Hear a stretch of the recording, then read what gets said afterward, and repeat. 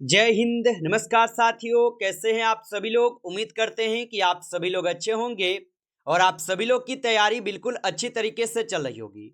तो साथियों, आज की इस क्लास में हम सभी लोग झारखंड जेईटी एग्जाम 2026 के लिए साथियों टॉप ऐसे इंपोर्टेड और चुनिंदे प्रश्नों को देखने वाले हैं जो कि आपके 26 अप्रैल के एग्जाम में जो है आपको 100% ये सभी क्वेश्चन आपको देखने को मिलेंगे। तो आप इस क्लास को बिल्कुल अच्छी तरीके से लास्ट तक देखिएगा और इस क्लास में दिए जाने वाले इन सभी क्वेश्चनों को आप अच्छे से जरूर याद कर लीजिएगा, जिससे कि आप जो है अपने एग्जाम में सभी क्वेश्चन को आसानी तरीके से बना पाएंगे। तो चलिए साथियों, क्लास को स्टार्ट करते हैं। उनसे पहले यदि आप इस चैनल पे पहली बार जुड़े हैं तो आप जो है इस चैनल को सब्सक्राइब कर लीजिए और सब्सक्राइब करके आप ऑल नोटिफिकेशन को ऑल पे दबा के जुड़ जाइए, जिससे कि जब भी कोई नई क्लास हो सबसे पहले क्लास का नोटिफिकेशन आपके पास पहुंच सके।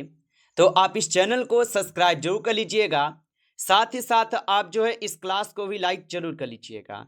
तो चलिए क्लास को स्टार्ट करते हैं और देखिएगा क्वेश्चन क्या दिया गया है।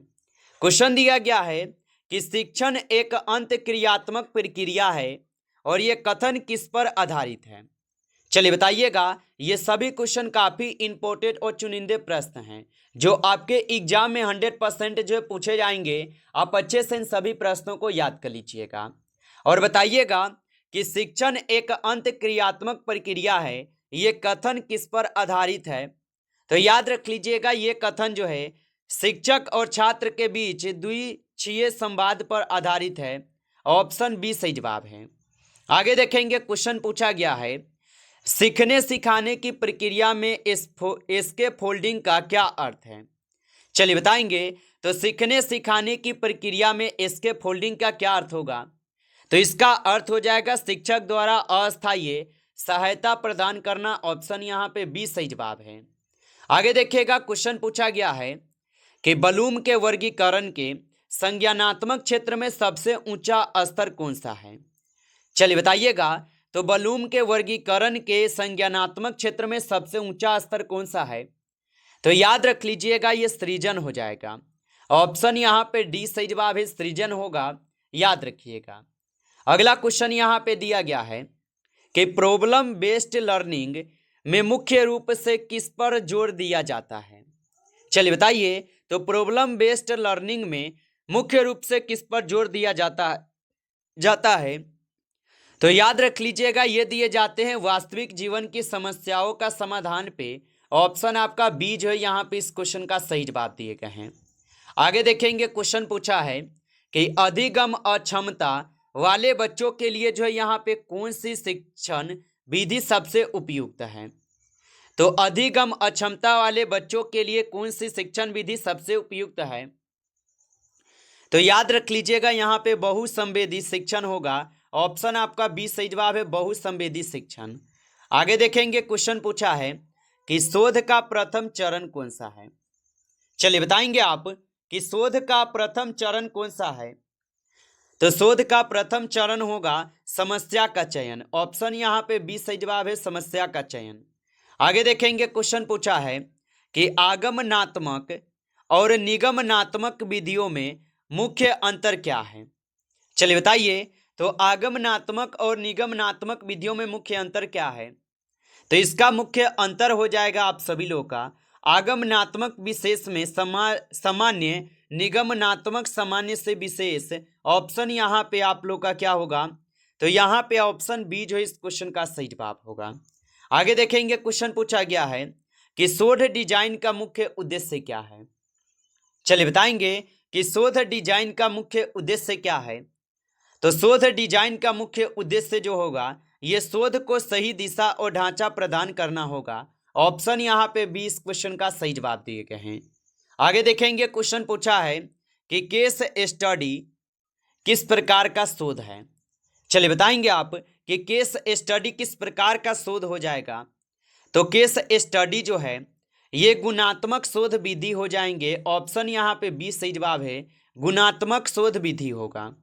आगे देखिएगा, क्वेश्चन है यदि शोध में कारण और प्रभाव संबंध का अध्ययन करना हो तो कौन सा शोध डिजाइन उपयुक्त होगा।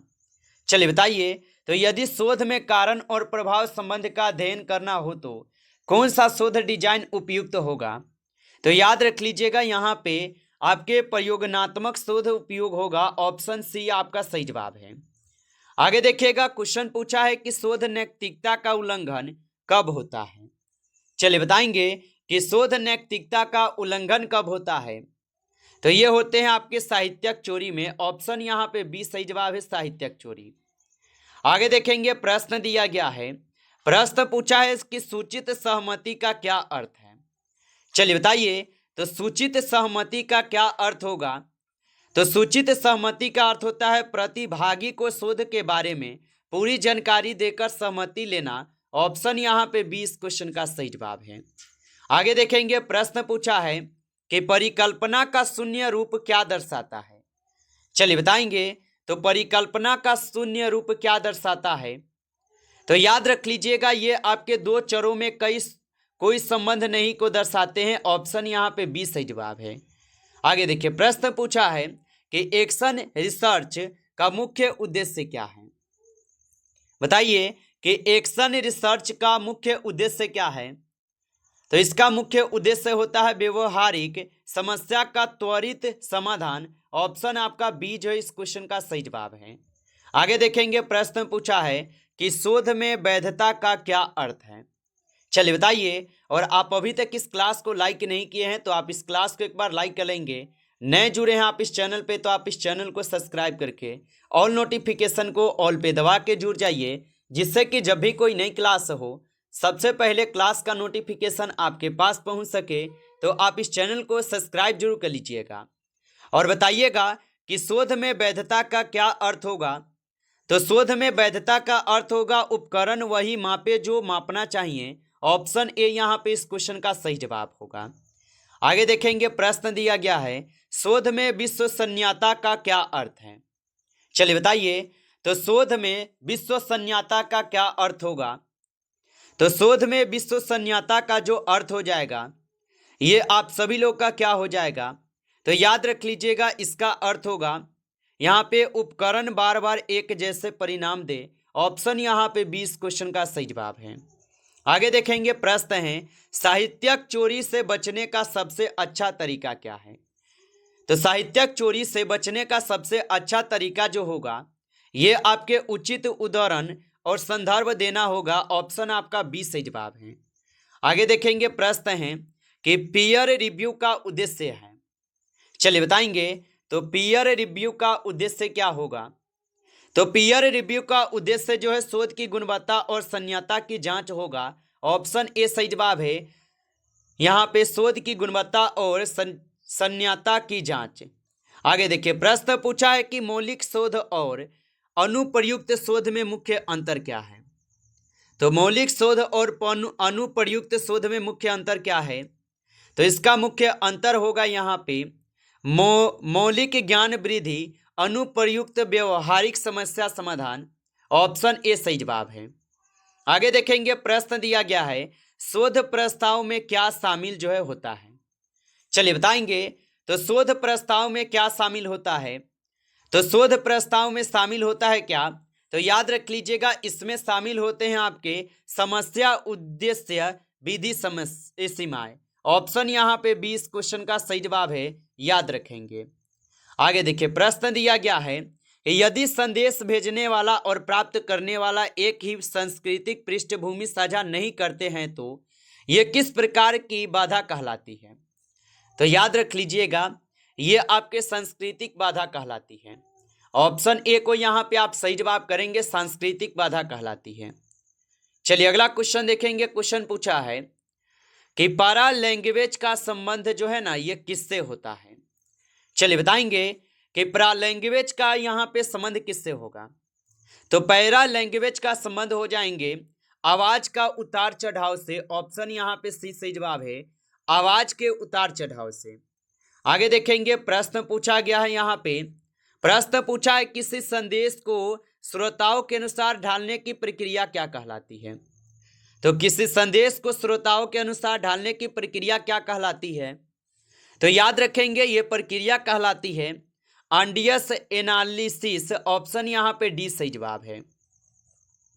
अगला क्वेश्चन देखेंगे। क्वेश्चन यहाँ पे पूछा गया है, क्वेश्चन है कि संचार में प्राक से मिक्स किससे संबंधित है। चलिए बताइए, तो संचार में प्राक से मिक्स किससे संबंधित होगा।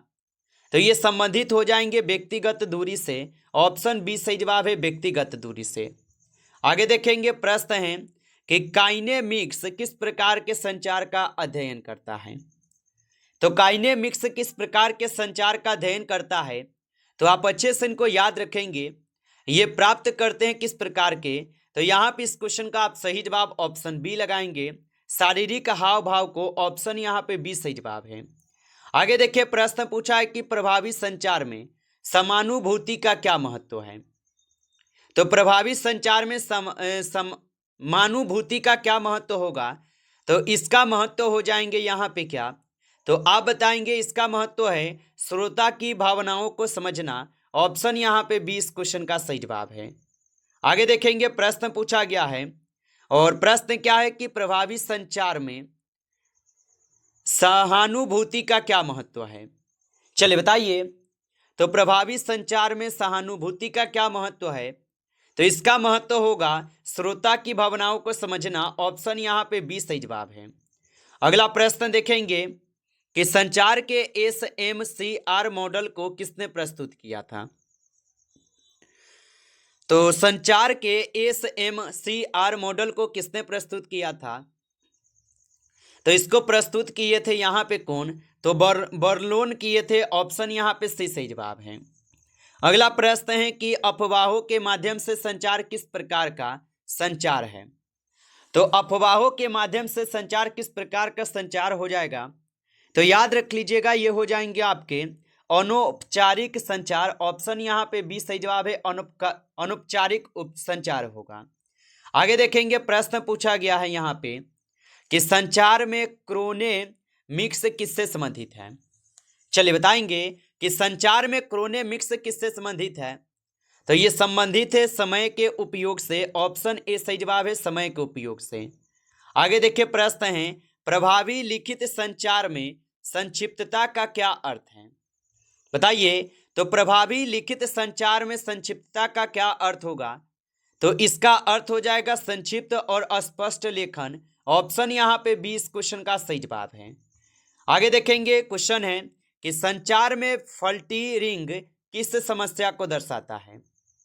तो संचार में फल्टी किस समस्या को दर्शाता है, तो ये दर्शाते हैं आपके संदेशों को बदल देना। ऑप्शन ए सही जवाब है, संदेशों को बदल देना। आगे देखेंगे, प्रश्न है कि स्फूर्ति से ध्यान देना का सबसे महत्वपूर्ण घटक क्या है। तो स्फूर्ति से ध्यान देना का सबसे महत्वपूर्ण घटक कौन सा होगा, तो ध्यानपूर्वक सुनना होगा। ऑप्शन बी सही जवाब है, ध्यानपूर्वक सुनना। अगला प्रश्न देखेंगे कि संचार में फीडबैक का सबसे महत्वपूर्ण लाभ है। तो संचार में फीडबैक का सबसे महत्वपूर्ण लाभ होता है संदेशों की पुष्टि। ऑप्शन ए सही जवाब है, संदेशों की पुष्टि। आगे देखिए, प्रश्न पूछा है कि संचार का वह मॉडल जिसमें कौन किस चैनल पर किससे क्या कहता है और उसका क्या प्रभाव पड़ता है, ये कहा गया है और ये किसका है। तो ये कहा गया है और ये कहे गए हैं लासवेल मॉडल के द्वारा। ऑप्शन सी इस क्वेश्चन का सही जवाब होगा। नमस्कार साथियों, इस क्लास में आपके टॉप 35 क्वेश्चन थे जो काफ़ी इंपॉर्टेंट और चुनिंदे प्रश्न थे। ये सभी प्रश्न साथियों, यदि आपको क्लास अच्छा लगा हो तो आप इस क्लास को लाइक कर लीजिए। नए जुड़े हैं आप इस चैनल पे तो आप इस चैनल को सब्सक्राइब करके ऑल नोटिफिकेशन को ऑल पे दबा के जुड़ जाइए, जिससे कि जब भी कोई नई क्लास हो सबसे पहले क्लास का नोटिफिकेशन जो है आपके पास पहुंच सके। तो आप इस चैनल को सब्सक्राइब जरूर कर लीजिएगा। चलिए फिर मिलते हैं आपसे एक नेक्स्ट टॉपिक के साथ नेक्स्ट क्लास में। तब तक के लिए जय हिंद, जय भारत।